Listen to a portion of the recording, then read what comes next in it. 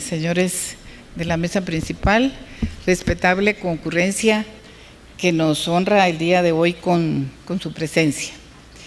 El tema que yo voy a exponer es el Tribunal Supremo Electoral y su papel en el fortalecimiento democrático de Guatemala.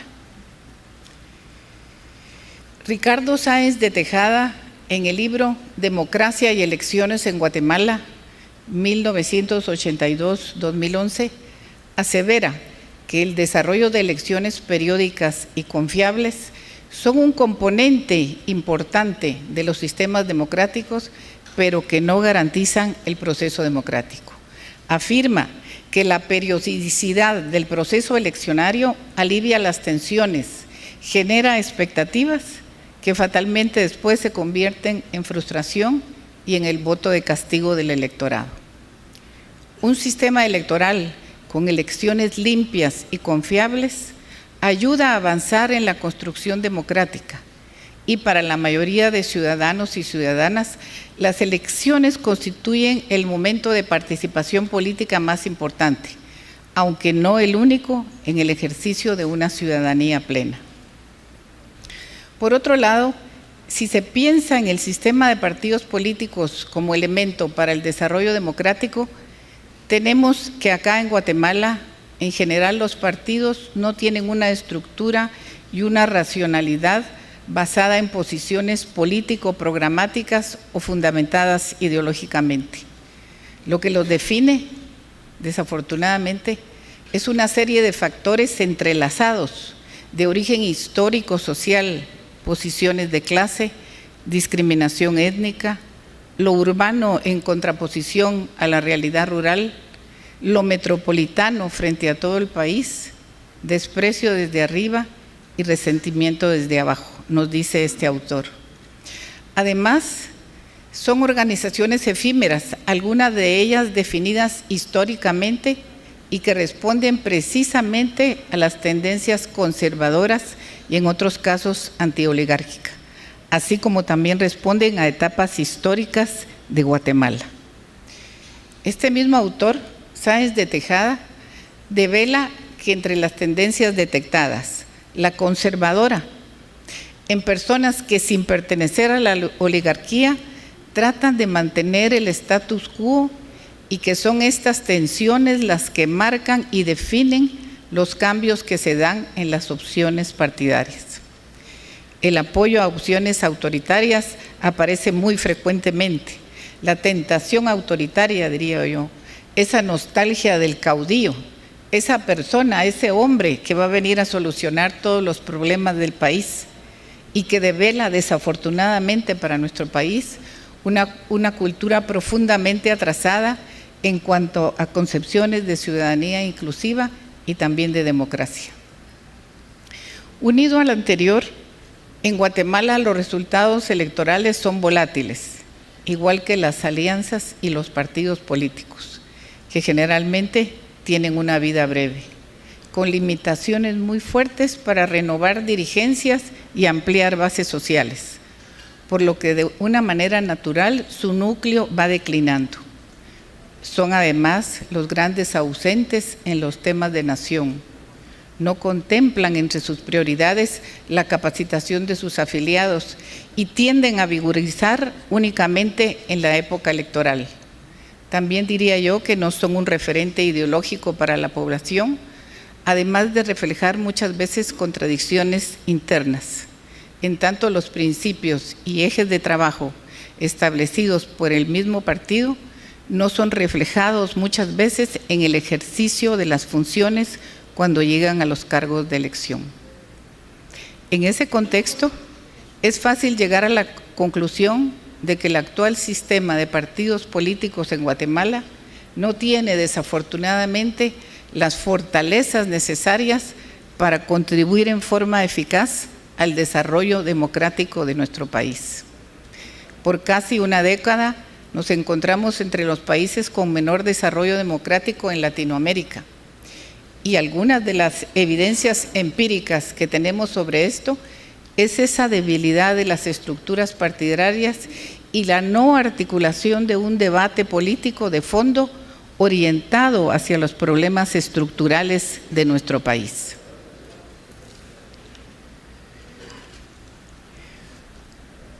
En ese sentido, es importante destacar que el Tribunal Supremo Electoral debe incidir en forma central en el abandono de esas prácticas y contribuir, diría yo, a devolver a la política su verdadero sentido renovador y medular. Y es en este escenario que el Tribunal Supremo Electoral tiene uno de sus mayores retos, pues debemos trascender la función puramente jurisdiccional de rango constitucional y también la de organizadores de elecciones para desarrollar acciones encaminadas a esa evolución del sistema político. Y tenemos la oportunidad de hacerlo en dos sentidos: trabajando por un lado con las organizaciones políticas y simultáneamente también trabajando con la población.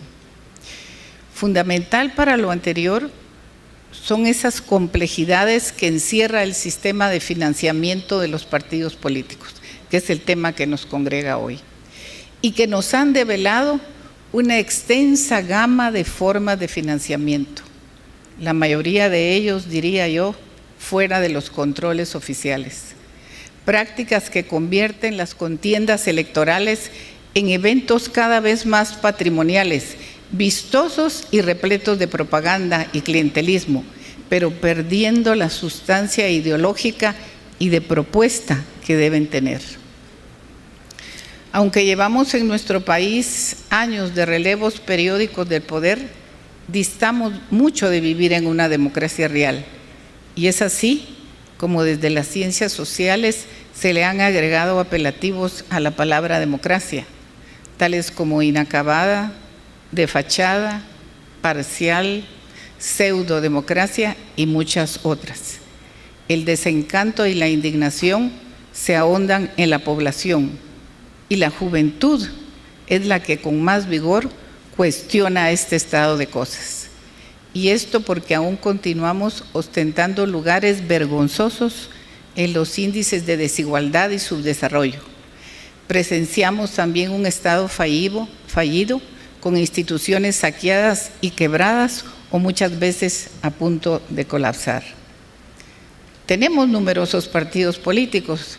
A nivel de Centroamérica, el país con más partidos políticos, fruto de la ley electoral que perseguía precisamente abolir las restricciones existentes. Pero el sistema político, desafortunadamente, se ha degradado. Hay un crecimiento desmedido de los financiamientos de campaña, candidaturas compradas, clanes familiares, dignatarios y alcaldes que se perpetúan en sus posiciones sin proporcionar al país ejecutorias dignas y propositivas, además de una casi inexistente fortalecimiento de estructuras partidarias. Se carece de planes de gobierno serios e integrales, pero las estrategias de campaña vemos con cada periodo electoral que se diversifican y absorben millonarias sumas, adoptando formas y contenidos banales e irrelevantes, utilizando todas las formas de comunicación existentes, la canción y el eslogan, la utilización del sexismo y la imagen de la mujer. Presenciamos cada 4 años campañas políticas cada vez más costosas y diversificadas, pero vacías de contenido. Mientras más ostentosos son los eventos, develan ese complejo e ilegal entramado que la sostiene. En resumen, el exceso de las prácticas clientelistas y la ausencia, lastimosamente, de propuestas serias. La compleja relación que subyace entre dinero y democracia marca la imperiosa necesidad de regular el financiamiento electoral, pues es una verdad irrefutable que esa injerencia de financiamiento privado es la que determina casi siempre las opciones y las candidaturas políticas. Los políticos quedan atados a los financistas y el dinero proveniente de actividades ilegales también es utilizado en esas grandes campañas. Sobre el financiamiento político en Latinoamérica, se ha establecido con claridad dos conclusiones, precisamente en algunos de los trabajos de IDEA Internacional. La primera, que el dinero es necesario en la política, pero debe ser supervisado y sometido a controles.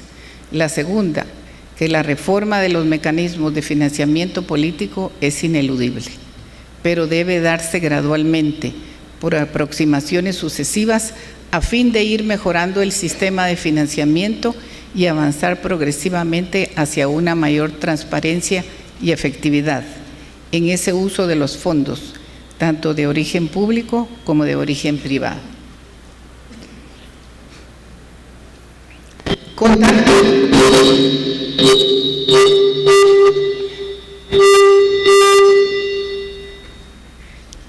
Contar con modelos efectivos de financiamiento.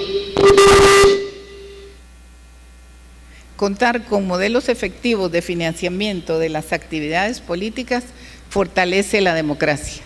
La transparencia en el financiamiento político ayuda a aumentar la confianza en el sistema. Hay necesidad de establecer y mantener regímenes equilibrados y transparentes de financiación de las actividades de los partidos políticos.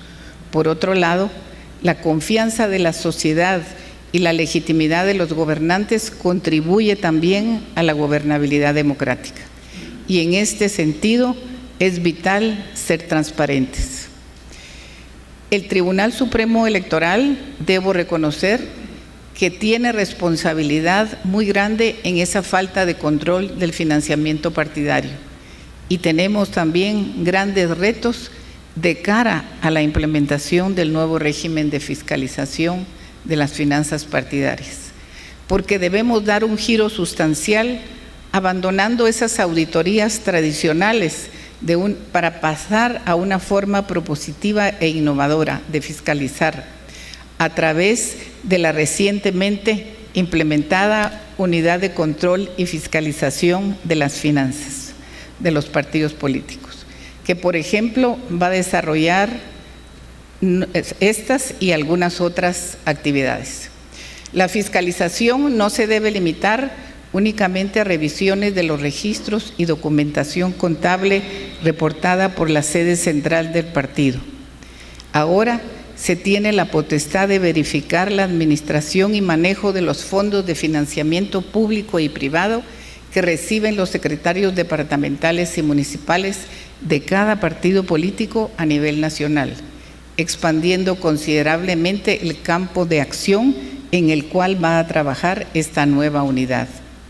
En segundo lugar, habrá ahora la posibilidad que no teníamos antes de cruce y confirmación de información con otras dependencias de la administración pública, como la Superintendencia de Administración Tributaria, la de bancos, la de telecomunicaciones, entre otras, y también, naturalmente, con la SAT.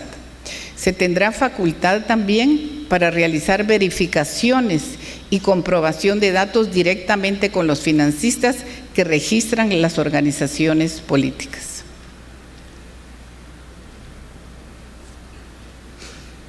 En cuarto lugar, pretendemos implementar nuevos modelos de fiscalización adicionales a las revisiones de cumplimiento y auditorías, que incluyen investigaciones especiales y análisis financieros.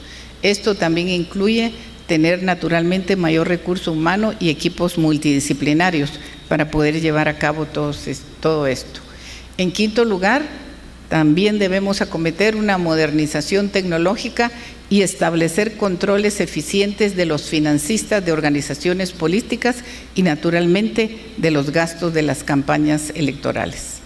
En sexto lugar, debemos fortalecernos en los temas relacionados con transparencia, manteniendo actualizada la información pública financiera de todas las organizaciones políticas. En séptimo lugar, propiciar y vigilar los cambios importantes en la rendición de cuentas de las organizaciones políticas, tales como bancarización de operaciones financieras, reducción en los plazos de presentación de informes y naturalmente la incorporación paulatina de sistemas tecnológicos para manejo de esa información financiera. En octavo lugar, mantener en constante capacitación y actualización a las organizaciones políticas. Y también, naturalmente, desarrollaremos un trabajo con la ciudadanía para que también ésta haga su papel fiscalizador. A través de todo esto, el Tribunal Supremo Electoral debe con decisión dar su contribución funcionando como un verdadero árbitro, para lo cual es necesario y debemos hacerlo, combatir las malas prácticas partidarias y las asimetrías derivadas del financiamiento y hacer prevalecer el principio de equidad en el sistema político, que es fundamental. La ciudadanía está cuestionando lo que tenemos después de más de 25 años de democracia, que desafortunadamente compartimos con otros países y que ha calificado Edelberto Torres Rivas como las malas democracias, en las cuales dos elementos fundamentales son la implantación